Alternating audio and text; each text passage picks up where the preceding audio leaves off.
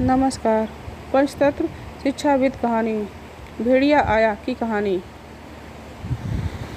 बहुत समय पहले की बात है। एक गांव में एक चरवाहा रहा करता था। उसके पास कई सारी भेड़ें थीं जिन्हें चराने वह पास के जंगल में जाया करता था। हर रोज़ सुबह वह भेड़ों को जंगल ले जाता और शाम तक वापस घर लौट आता।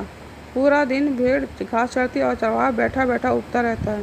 इस वजह से वह रोज़ खुद का मनोरंजन करने के लिए नए नए तरीके ढूंढता रहता था। एक दिन उसे एक नई शरारत सूझी। उसने सोचा क्यों ना इस बार मनोरंजन गांव वालों के साथ किया जाए। यही सोचकर उसने जोर जोर से चिल्लाना शुरू कर दिया, बचाओ बचाओ, भेड़िया आया, भेड़िया आया। उसकी आवाज़ सुनकर गांव वाले लाठी और डंडा लेकर दौड़ते हुए उसकी मदद करने आए। जैसे ही गांव वाले वहां पहुंचे, उन्होंने देखा कि वहां कोई भेड़िया नहीं है और चरवाहा पेड़ पकड़कर हंस रहा था। हा हा हा, बड़ा मज़ा आया, मैं तो मजाक कर रहा था, कैसे दौड़ते दौड़ते आए हो सब, हा हा हा। उसकी यह बात सुनकर गांव वालों का चेहरा गुस्से से लाल पीला होने लगा। एक आदमी ने कहा कि हम सब अपना काम छोड़कर तुम्हें बचाने आए हैं और तुम हंस रहे हो। ऐसा कहकर सभी लोग वापस अपने अपने काम की ओर लौट गए। कुछ दिन बीतने के बाद गांव वालों ने फिर से चरवाहे की आवाज़ सुनी, बचाओ बचाओ, भेड़िया आया, बचाओ। ये सुनते ही वो फिर से चरवाहे की मदद के लिए दौड़ पड़े। दौड़ते हाँफते गांव वाले वहां पहुंचे तो क्या देखते हैं? वो देखते हैं कि चरवाहा अपनी भेड़ों के साथ आराम से खड़ा है और गांव वालों की तरफ देख कर जोर जोर से हंस रहा है। इस बार गांव वालों को और गुस्सा आया। उन सभी ने चरवाहे को खूब खरी खोटी सुनाई, लेकिन चरवाहे को अक्ल नहीं आई। उसने फिर 2-3 बार ऐसा ही किया और मजाक में चिल्लाते हुए गांव वाले को इकट्ठा कर लिया। अब गांव वालों ने चरवाहे की बात पर भरोसा करना बंद कर दिया था।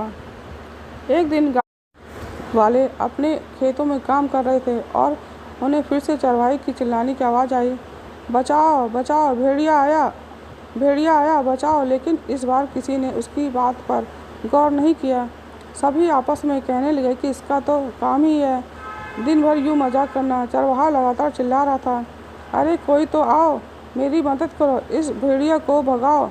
लेकिन इस बार कोई भी उसकी मदद करने वहाँ नहीं पहुँचा।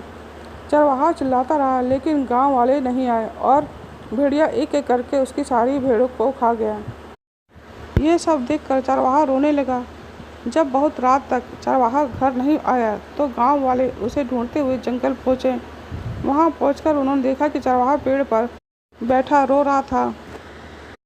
गांव वालों ने किसी तरह चरवाहे को पेड़ से उतारा।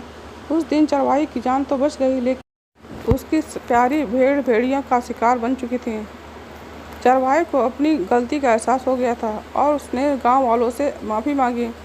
चरवाहा बोला, मुझे माफ़ कर दो भाइयों, मैंने झूठ बोलकर बहुत बड़ी गलती कर दी, मुझे ऐसा नहीं करना चाहिए था। इस कहानी से यह सीख मिलती है कि कभी झूठ नहीं बोलना चाहिए। झूठ बोलना बहुत बुरी बात होती है। झूठ बोलने की वजह से हम लोगों का विश्वास खोने लगते हैं और समय आने पर कोई हमारी मदद नहीं करता।